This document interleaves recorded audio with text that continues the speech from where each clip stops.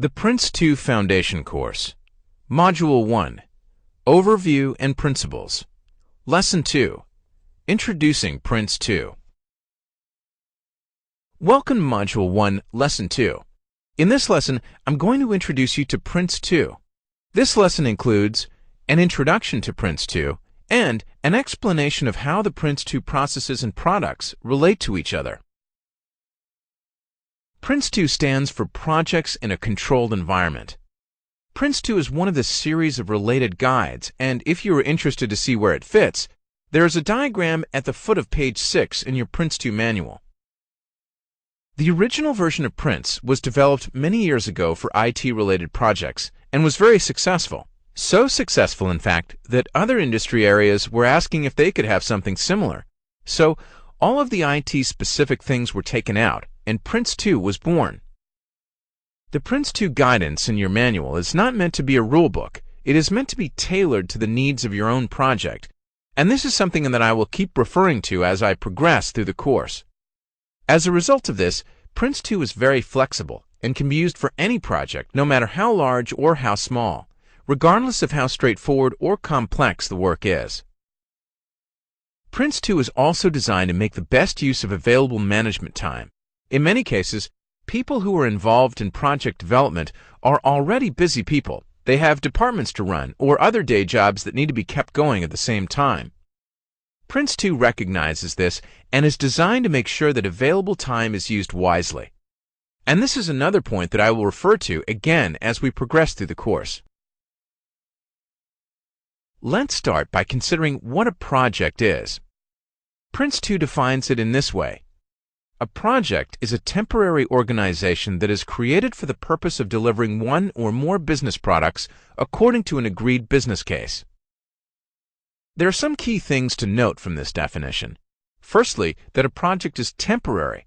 We don't expect it to go on forever. There should be a defined start and end date.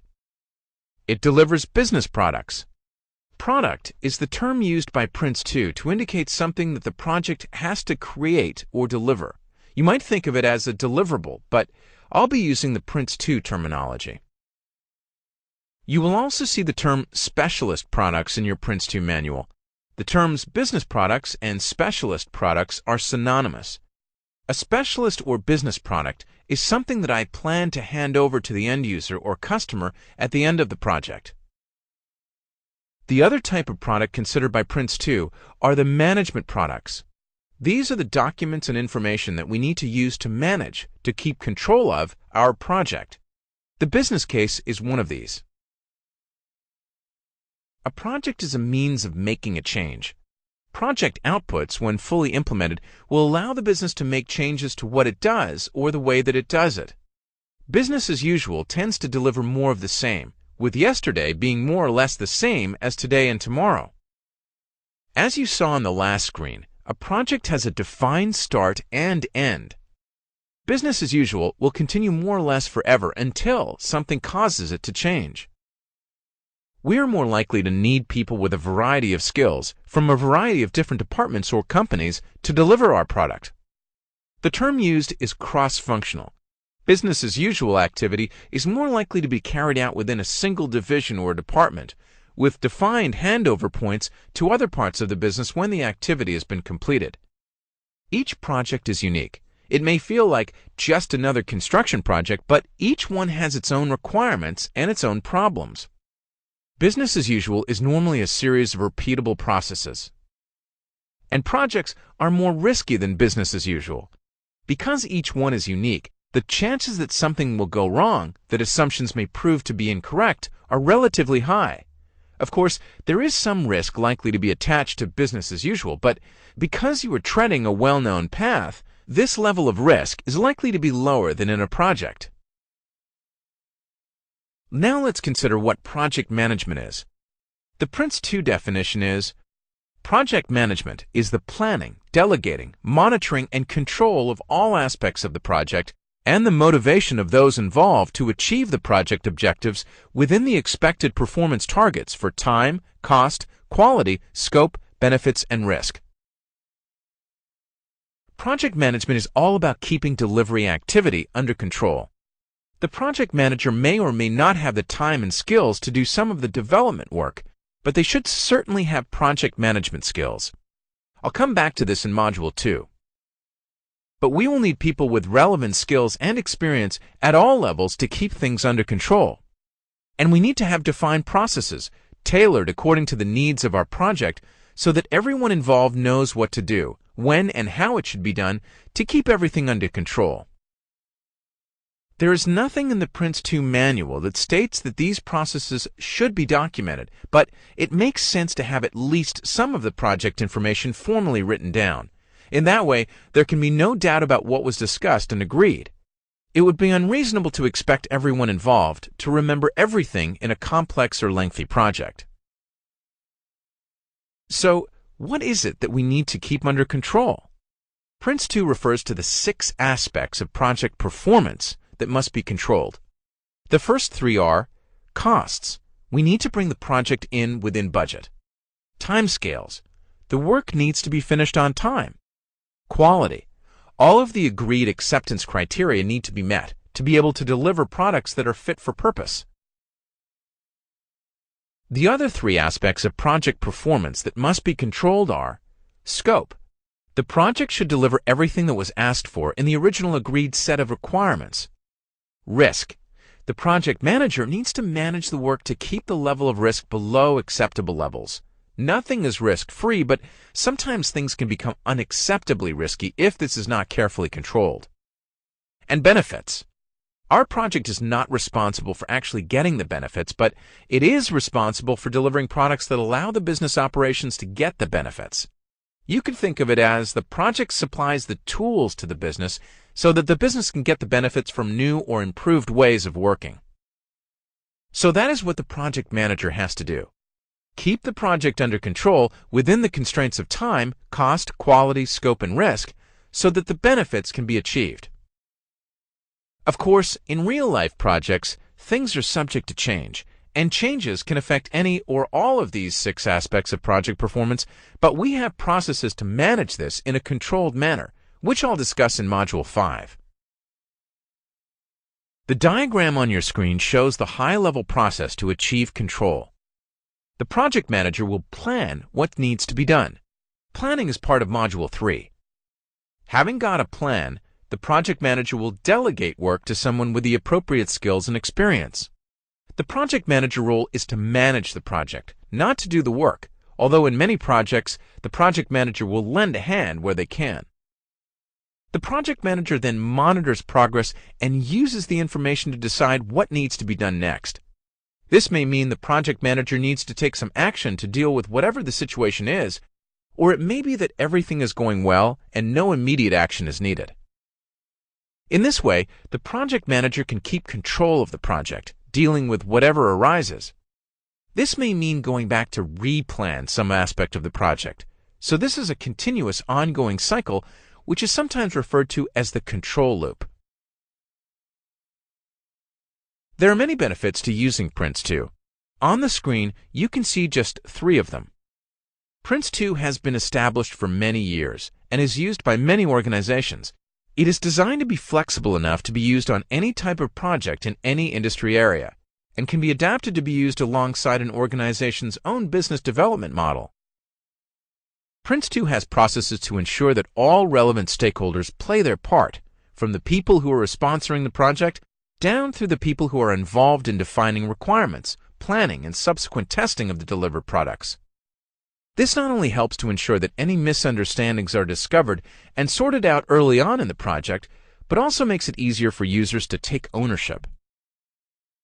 It has defined roles for all those involved in managing and delivering the project, with plans designed to meet the needs of all levels of management and a thorough but economical reporting structure, which allows the best use to be made of available and often scarce management time.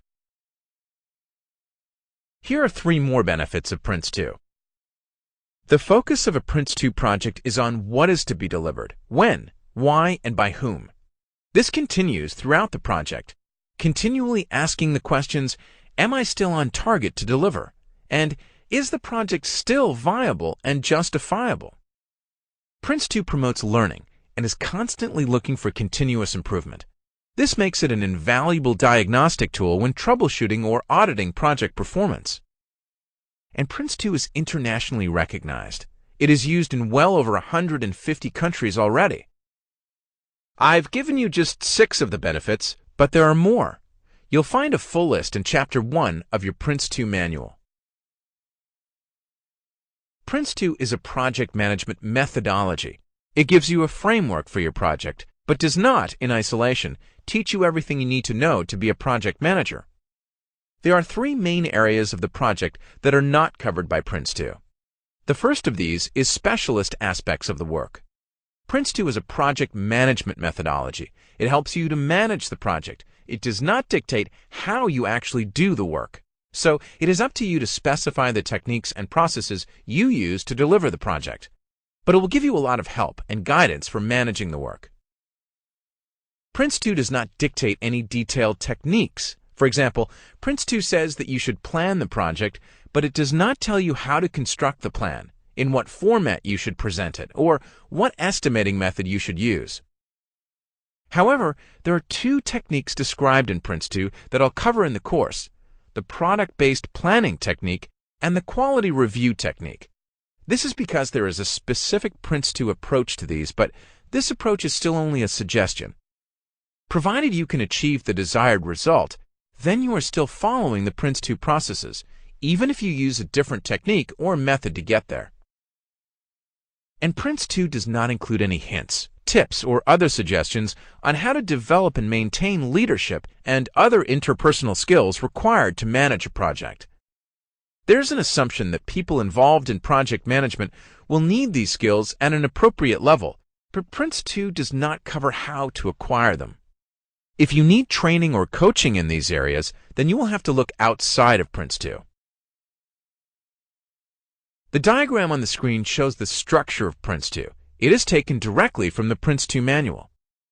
Prince2 is made up of 4 integrated elements: principles, themes, processes, and tailored to the project environment. From the bottom, we start with the Prince2 principles. You can consider the principles as the foundations of Prince2. There are several principles, and I will look at them in detail in the next lesson of this module. The principles are the basis of best practice, proven over many years and on many projects, and it is the principles that make Prince2 what it is. There are 7 themes. Themes are meant to be adapted, tailored to the needs of the individual project, and they offer guidance on the aspects of the project that need to be continually managed and addressed throughout the project. We will look at all 7 of these in the other modules. There are also 7 processes, which collectively give a step-by-step sequence of activities to help you to manage and deliver your project. The processes are also meant to be tailored according to the needs of your project. So, it should be no surprise to learn that the 4th element is tailored to the project environment. The diagram on your screen is taken straight from the Prince2 manual. You can see that the project has been divided up into sections. The top layer shows the life cycle of a project. Some pre-project preparation work, an initiation stage, subsequent delivery stages, and a final delivery stage. There is a key included on the screen and in your Prince2 manual to explain the abbreviations used. The bottom 3 layers represent the 3 levels of management: directing, managing, and delivering. The directing level is where all of the main decisions, the go, no-go decisions, are made by the project board.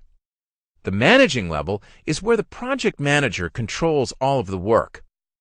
And the delivering level is where the delivery teams are actually doing the work to create the products required by the project. This concept of the different levels of management within the project is reflected in many aspects of Prince2. You will probably find it useful to refer to this diagram when working through the course to help you see where the topic being covered fits into the bigger picture. The last thing we'll look at in this lesson is what Prince2 calls the customer/supplier environment. Prince2 assumes that there will be one or more customers who specify the requirement and often provide the money to pay for the project. There will also be one or more suppliers who will provide resources, skills, materials, etc. to deliver the project. The assumption is that these two parties come from separately managed areas. There are very few exceptions to this. Consider a fairly typical internal project. The finance department needs some enhancements to the accounting systems, so they contract the IT department to do this work for them. The project is probably paid for out of the finance budget, and the IT department provides skilled resources to do the work according to the requirements specified by the finance department. But they have different managers and are probably in separate divisions of the company. Depending on your project, your customers may be internal or external to your company, or they may be a mixture of the two. The same applies to the suppliers. You may be doing all of the actual work in-house, or you may have chosen to subcontract some or all of it to third-party suppliers. You may be working in partnership with another organization. You may have some sort of special deal with a lead supplier, or you may be part of a program where the program manager sponsors the project. All of these factors will affect the way that you tailor Prince2 for your project. Theoretically, you could do it differently for every project. As a rule of thumb, the more third-party involvement there is in your project, the more formality you need in your management processes. So you will need to have more things written down and formally signed off because of contractual issues, whereas in a smaller, purely internal project, you might be able to manage with emails. But it is good practice, no matter what size or shape your project is, to get all decisions documented and signed. Okay, it's time for an exercise. This exercise will test what you've learned so far. You'll find it in your Prince2 Foundation Exercises document. Expect to spend about 15 minutes on this exercise. You can check your answer in the Prince2 Foundation Exercise Solutions document. Okay, that completes Module 1, Lesson 2. In this lesson, we studied the structure of Prince2, the benefits of the Prince2 approach, and at a high level, how it all fits together. Before we complete this lesson, here's a quick quiz to test what you've learned. At the end, you'll receive your result and can try again if you like to.